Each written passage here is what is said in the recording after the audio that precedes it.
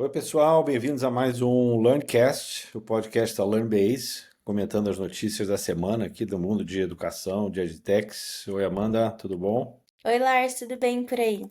Tudo jóia também. Vamos lá. Então, hoje a gente tem algumas notícias bem interessantes para compartilhar com vocês. Tivemos compilando um pouquinho do que tem de mais importante na nossa visão, assim, né? E na newsletter da semana a gente destacou quatro principais notícias pelo mundo, tá? Não só Brasil, mas começando com uma bem bacana do Brasil, uma notícia boa, daquelas que a gente gosta de ler, né? Que é falando de duas meninas de Barueri, brasileiras, que receberam um prêmio super importante na Inglaterra. Vamos falar um pouquinho mais sobre isso daqui a pouco. Sobre o MEC, que nós comentamos o fato de que eles estão agora lançando oficialmente esse compromisso deles com o chamado Compromisso Nacional Toda a Matemática. Importantíssimo, né? Para a gente poder melhorar o desempenho de matemática em escolas públicas no Brasil todo. Então, vamos ver se isso vai trazer o resultado esperado, mas é uma iniciativa super, super interessante. Outra notícia é que o Grupo Marista lançou chama de venture, né? Veículo para investir em empresas de educação e tecnologia educacional, com cheques de até 4 milhões e meio, um total de 30 milhões, bem interessante, para startups que são de EdTech, Health Tech e de IA responsável. Enfim, prometendo acelerar novos negócios e novas startups brasileiras aqui. Nos Estados Unidos, a gente teve uma notícia interessante sobre voucher de escolas, que é uma coisa que é sempre muito polêmica, mas que com esse novo pacotão do Trump deve estar incluído lá para você dar crédito, para você dar bolsas em escolas privadas, né? Então, o pessoal vai poder estudar em escolas privadas usando o voucher do governo, que é um modelo bem interessante, vale a pena dar uma lida. E por último, um estudo que surpreendeu a gente aqui também, falando sobre como que os vídeos curtos, na verdade, estão prejudicando a educação, a aprendizagem, na verdade, ao invés de ajudar. Algo interessante. Vamos mergulhar um pouquinho mais nesse assunto aqui. Então, Amanda, qual que você quer comentar primeiro aí para a gente falar um pouquinho mais a fundo? Das irmãs, né? A gente não pode deixar a Beatriz e a Isabela de fora dessa, e eu É, acho que elas merecem, assim, full total. atenção nesse momento.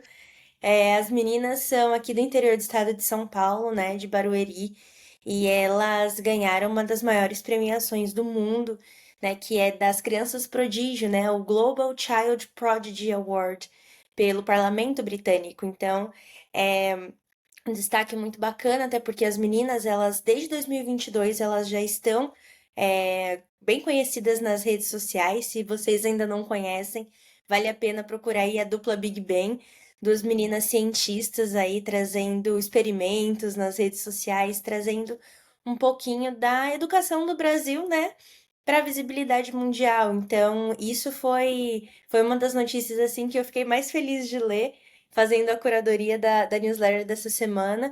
E são, sim, elas são incríveis. Elas dão entrevistas, elas são extremamente inteligentes, super simples.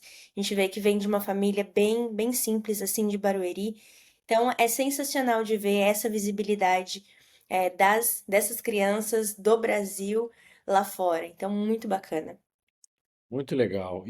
É legal que também que é um assunto ligado a STEM, né? Ligado às ciências. Elas estão mais. É esse que é o tema principal do canal delas, você sabe, Amanda? Sim, elas trabalham muito com ciências, principalmente, né? Então aí elas se classificam como STEM, né? Que é É, ciências, tecnologias, esportes e matemática, né? Então, é. então nessa, Que muito bom. bacana. É incrível, que exemplo, né? Que bacana esse interesse. Coisa que a gente tem que tentar até valorizar mais e mostrar mais como exemplo para outras crianças e outros adolescentes que estão. Até porque eu acho que uma das formas mais interessantes de aprender é você ensinar alguma coisa, né?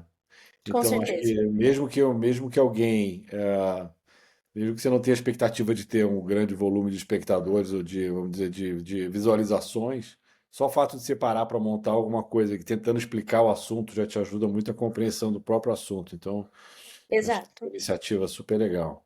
E o mais legal também é a representatividade das mulheres, né? Que já É, na ciência não é tão alta. Então, essas meninas terem ganhado esse prêmio também incentiva outras meninas, outras mulheres jovens que já estão nessa carreira a seguir aí seguir aí mesmo a carreira de ciência, né, a nível global. É um bom ponto, mas eu vou te dizer que, enfim, não tenho dados aqui para falar, mas eu acho que as meninas já estão liderando muito mesmo esse setor que antigamente era muito mais dominado por homens, mas me parece que as meninas estão com uma maturidade, uma liderança muito grande em todos, inclusive nesse mundo das ciências. Então, esse é um bom exemplo prático disso acontecendo e sendo reconhecido, né? Muito legal. Estamos chegando lá. Com certeza. Bom, vamos lá. Qual é a próxima, Amanda, que você quer comentar aí?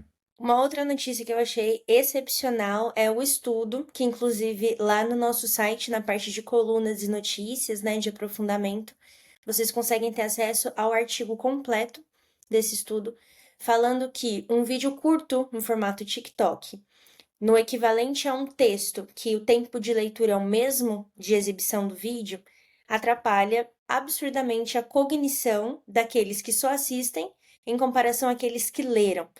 Traz aí uma boa novidade pra gente, né? Que tem crescido muito essa questão audiovisual, tanto nas escolas, muitos professores, muitos educadores têm feito vídeos no TikTok para tentar viralizar alguma aula, alguma coisa assim. Só que isso está sendo extremamente danoso, não só para as crianças, por mais que a newsletter seja voltada, né, para o K12, voltada aí para o ensino básico, mas a nível geral, a gente tem visto aí que o TikTok a gente usa o TikTok como exemplo, né? Porque é mais fácil de rodar ali os videozinhos. Tem atrapalhado bastante a capacidade cognitiva do nosso cérebro, né? Então, quando a gente fala em tempo de tela, a gente tem que lembrar que não é só o tempo de tela, mas é o que se está vendo nas telas, né? Então, isso eu achei essa notícia extremamente interessante. Outra coisa legal é que ele fala que o vídeo curto pode ser usado como gancho para atrair atenção, que acho que faz todo sentido, né? Para você Sim, tentar despertar o interesse, mas que a compreensão duradoura não vai acontecer com esse tipo de mídia, né? De ferramenta. Então, não tem como, né, você absorver um conteúdo mais complexo se você reduzir dessa forma.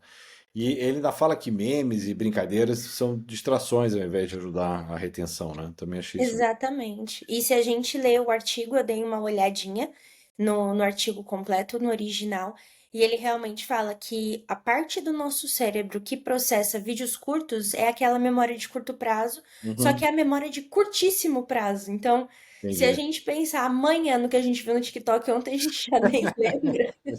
Faz sentido. Bom, e a outra.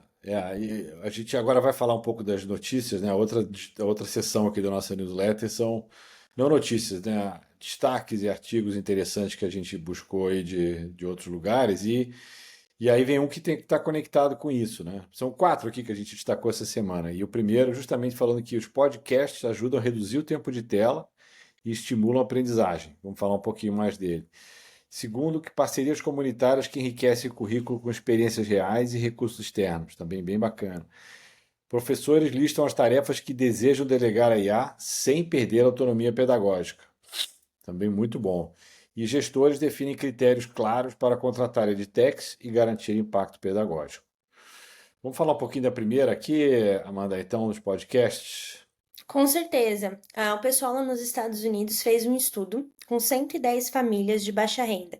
E eles avaliaram nesse estudo que quando as crianças ouvem podcasts, e geralmente junto com os adultos, isso promove o desenvolvimento da criatividade dessas crianças. Legal. Então, a ampliação de vocabulário, promovendo conversas um pouco mais aprofundadas entre as crianças e os adultos. Então, o podcast está vindo aí a nova versão das radionovelas, a nova versão aí de algumas coisas que os nossos avós já tinham, né, antigamente, É verdade. tá vindo com uma modernização e tá realmente se provando ser uma boa opção aquele uso muito consumista, né, vamos dizer, de consumo de tempo das telas. Então, o podcast e o coescutar, que é quando a criança ouve junto com os pais, ou mesmo com os professores, né, tem sido uma opção muito bacana quando a gente pensa também em trazer para dentro da sala de aula. Então, talvez aí a gente tenha uma boa vertente para se pensar quando estamos tratando aí de tecnologia. Verdade. Eu acho também interessante essa história de, assim, talvez o fato de você estar sozinho com a tela, né? Você não está engajando com outras pessoas ao mesmo tempo, né? Você está talvez mais focado no que está acontecendo e até mais preocupado com essa interação com as outras pessoas, né? Às vezes sozinho você não está. Mesmo um podcast sozinho, talvez você não tenha o mesmo nível de interação, né? De engajamento. Ou áudio, né? De uma maneira geral. Exatamente, por isso que não é só o podcast, é o ato da co-escuta, né? O Exato. ouvir em conjunto. Então é Exatamente. extremamente bacana uma porta aí a ser aberta, tanto dentro quanto fora da sala de aula. Muito legal. Vamos lá, a gente queria falar um pouquinho do último dos artigos aqui, que é um artigo da Porvir, que é um ótimo site, né, uma referência nossa muito boa, sempre com boas notícias e bons artigos, mas nesse caso aqui um artigo falando sobre a escolha, como critérios para instituições de ensino escolherem ferramentas EdTech, né? O que que você tem para comentar, Amanda? Eu acho que o mais importante é a gente estar entrando no paradoxo da escolha hoje em dia, quando se É, trata de verdade. edtech, né? Tem tantas opções, tem tantas edtechs com diferentes propostas no mercado, cada uma fazendo uma coisa, ou aquelas edtechs que fazem um pouquinho de tudo, e fica realmente um pouco difícil do lado das escolas, né, dos gestores, conseguirem sentar e avaliar todas essas opções, né? Porque não é simples assim, você simplesmente colocar uma ferramenta, um sistema, ou mesmo a própria EdTech dentro da sua instituição. Então, sentar para fazer essa curadoria das edtechs é algo bem trabalhoso. E o pessoal do Porvir trouxe algumas dicas para as escolas do que realmente avaliar. Quais são os critérios que realmente eles podem ter como um foco maior na seleção dessas edtechs? Então, o principal que eu, avaliando assim a notícia, pensei é em relação à idoneidade das empresas. Startups nascem todos os dias e nem sempre uma startup já está muito bem consolidada em questão de embasamento profissional. Então, isso é um ponto muito importante. É, Quando a gente está falando de edtech, a gente não pode simplesmente ver que existe uma edtech ali e já ir atrás deles para tentar trazer algo para dentro da nossa instituição. É é. muito importante a verificação de o quanto essa empresa realmente é idônea, até porque hoje em dia, falando de segurança de dados, falando de lei de proteção geral de dados, falando desse cuidado de tempo de tela, é muito importante ver a integridade da empresa, né, em todos esses segmentos e o quanto ela vai realmente agregar à escola. Então, são, são temas, são tópicos extremamente relevantes nesses critérios aí que o Porvir traz para os gestores poderem avaliar. Então, foi muito bacana trazer essa notícia na nossa newsletter. Eu acho que uma das mais desafiadoras é realmente medir, né? Quer dizer, como é que você faz para, obviamente, depois de escolher, né? Pelo menos para você ter uma ideia do impacto que a adoção trouxe, que inclusive muitas vezes pode demorar, né? Mas tem que existir já uma métrica para você poder saber monitorar isso e saber qual foi o resultado na aprendizagem. Acho que isso aqui é uma das indicações, recomendações aqui que eu mais gosto, realmente. Né? Perfeito, exatamente. É. Mas o problema é que muitas vezes isso demora anos. Então, É, e aí você tem um desafio adicional. Eu acho que isso é uma indústria que convive com esse outro paradoxo, além do paradoxo da escolha, é o fato de que muitas edtechs precisam de capital para crescer, mas elas demoram para conseguir conquistar os clientes e medir o resultado nos clientes. Então, para elas, o ciclo é muito mais longo do que em outros setores, em que você consegue fazer isso a cada mês, às vezes a cada semana, você está medindo o impacto que determinada mudança ou determinada startup conseguiu atingir. Então, enfim, exatamente. é um dilema da indústria aqui. Faz parte. Faz parte, exatamente. Muito bom, ótimas notícias. Gostei muito da curadoria, Amanda. Parabéns. E muito legal. Então a gente volta semana que vem com mais notícias e mais comentários aí do mundo de educação e edtechs. Obrigado, Amanda. Obrigada, Lars. Até semana que vem. Até, tchau, tchau.